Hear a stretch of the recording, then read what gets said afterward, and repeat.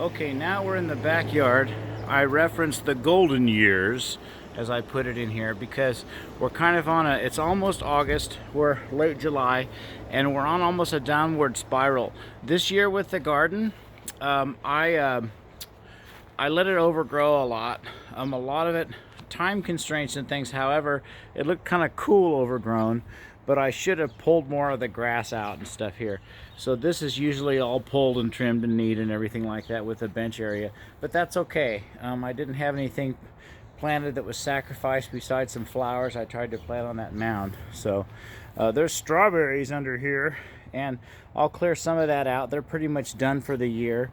By the end of June, the strawberries are pretty much over, and they go dormant and come back, and it'll be their fourth year next year. So that's nice. These are this is the greenhouse frame that now is covered and completely engulfed with morning glories, and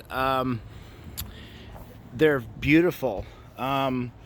They are just all over the place. There was a pot of flowers in the middle that didn't do very well, so I switched it out with this zinnia in the middle, and so it kind of makes a nice picture all together. This is the pot that had the flowers in it. I took another rooted graft and I planted it in here. Okay, now, wow, these are monsters. These took over. These are black crim with a Cherokee purple in there somewhere. The ones on the sides here are volunteers.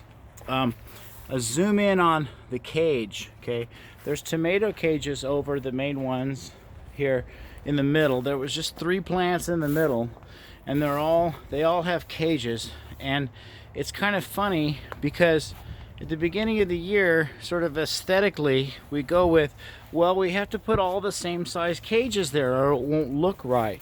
But that's kind of funny and ridiculous, because do you see any cages anywhere? I sure don't. So anyway, so that's the tomatoes. Here's the sunflower bed.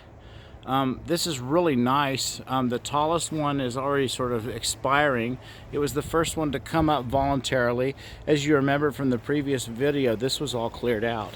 Okay. So we have pepper plants of various sorts. That's all I'll say. This was a volunteer transplanted here. It didn't do too well. I do believe it's a Tigerella tomato, which was planted from a vegetable seed kit last year that I had. And this is Bonnie's Best. We've already got a couple of tomatoes off of this. They're okay. They taste a little bit like store-bought tomatoes, but they are the first of the ones that we've had. And so these tomatoes, and here's my flowers on the end that survive, my zinnias. They're very beautiful, I think.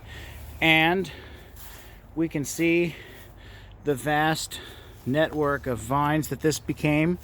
This plant in the middle is a bastard variety, if you will. It's not a black crim like it said. The seeds are mixed in with the pack of another kind, because it has these monstrously thick vines that grow through everywhere, and the other plants aren't doing that.